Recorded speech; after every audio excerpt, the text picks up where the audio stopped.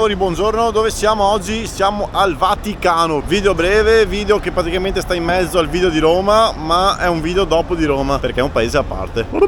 E quindi chi è interessato soltanto a capire com'è e cos'è la città del Vaticano può semplicemente guardare questo video e basta, invece di guardarsi tutta la sfilza delle cose di Roma.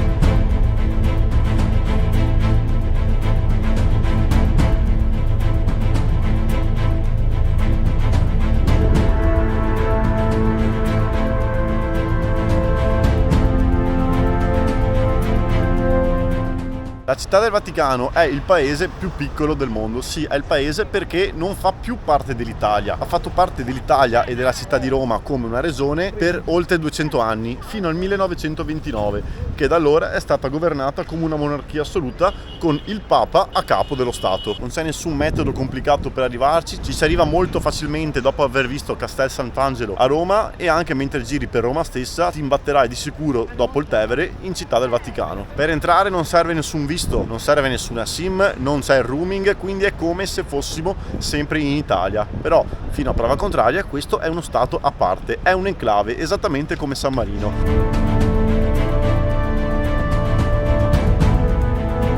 Vi ricordo che nel mondo il Papa è uno solo, quindi qui hanno luogo i principali pellegrinaggi da parte di tutto il mondo, da parte delle persone di fede cristiana. Qui ha sede la chiesa più grande del mondo, la Basilica di San Pietro. Nel 1506 viene posta la prima pietra della Basilica di San Pietro e nel 1626 terminò la costruzione della chiesa. Nel 1929 la città del Vaticano diventa uno stato a parte e ottiene l'indipendenza grazie ai patti lateranensi firmati da Papa Pio XI e il dittatore Benito Mussolini. Quindi in quell'anno lo Stato diventa definitivamente indipendente. La città del Vaticano durante la seconda guerra mondiale ebbe un ruolo importante perché non venne occupata dai tedeschi quando invasero Roma, ma la città del Vaticano rimase invariata e neutrale, senza invasioni.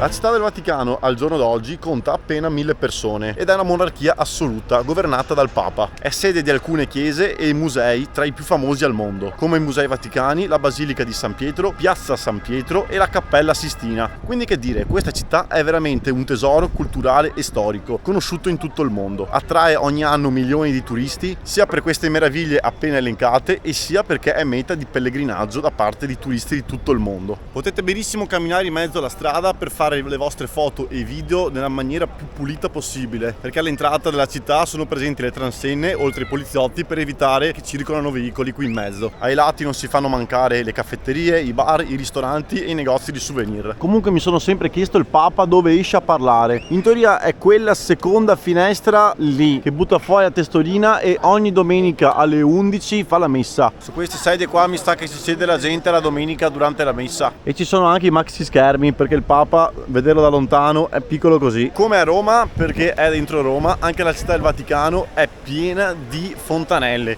Apprezzo tantissimo, non ho mai visto così tante fontanelle in una città.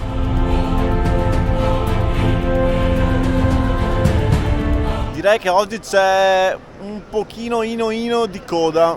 Magari domani alle 7 di mattina è meglio. Vi consiglio di venire la mattina presto per vedere la Basilica di San Pietro, se non volete fare questa coda qui. La coda inizia da là dietro che si estende fino all'entrata della chiesa lì. Capito come? Venite presto. A costo di perdere una giornata entrate obbligatoriamente nella Basilica di San Pietro. Io ci verrò domani mattina, ma lo vedrete tra pochissimo. The next morning. Signori, buongiorno, sono qui rispetto a ieri tipo 2-3 ore prima, dopo più o meno 40 minuti. Chi l'ha fatta? Mi stavo cuocendo sotto il sole. Dimmi Fabio.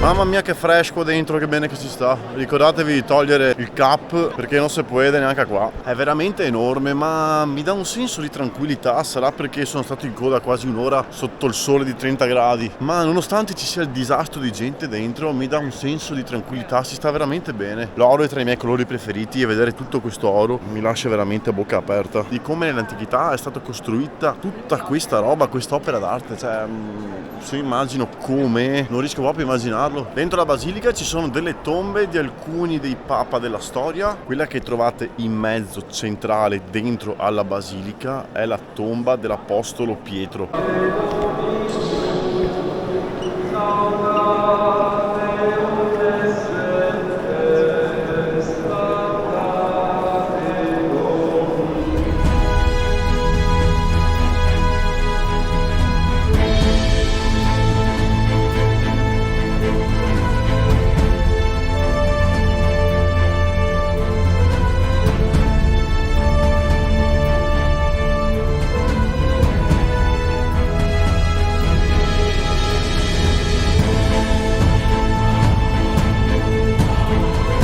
C'è anche la possibilità per prendere il biglietto per andare sopra fino alla cupola e avere una vista su Roma e il Vaticano. Facendo la fila folle, prendendo il biglietto, fai il percorsetto per andare a vedere sotto la tomba di Papa Giovanni Paolo II. Mentre di qua, appena entri a destra, c'è l'entrata della Cappella Sistina e dei Musei Vaticani. In un o nulla siamo usciti dalla città del Vaticano. Io spero che con questo video ad alcuni di voi si siano schiarite bene le idee su che cos'è, come arrivarci e com'è fatta e che cosa c'è all'interno della città del Vaticano e che ruolo ha nel mondo. Se il video vi è piaciuto vi ricordo di lasciare un mi piace, se non l'avete ancora fatto iscrivetevi che a me fa un sacco piacere ed è importantissimo. Qui della città del Vaticano è tutto, baci, abbracci e spuaci.